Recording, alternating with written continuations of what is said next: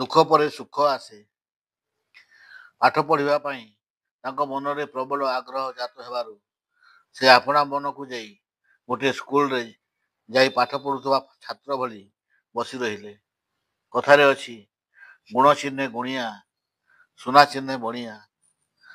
ଜଣେ ଶିକ୍ଷକ ପିଲାଟିର ପାଠ ପଢ଼ିବାର ଆଗ୍ରହକୁ ଠଉରେଇ ନେଇ ସେହି ସ୍କୁଲରେ ତାର ନାମ ଲେଖାଇ ଦେଲେ। ସେହି ସ୍କୁଲଟିର ନାମ ଥିଲା ବାରବାଟୀ ବିଦ୍ୟାଳୟ। ଫକୀରମୋହନଙ୍କର ରୁଗ୍ଣ ସ୍ୱାସ୍ଥ୍ୟ ଥିଲେ ମଧ୍ୟ ସେ ଜଣେ ଉତ୍ତମ ଛାତ୍ର ଥିଲେ। ପାଠ ପ୍ରତି ଯାହାର ଆଗ୍ରହ ସେ ପଛେଇ ଯିବ କାହିଁକି?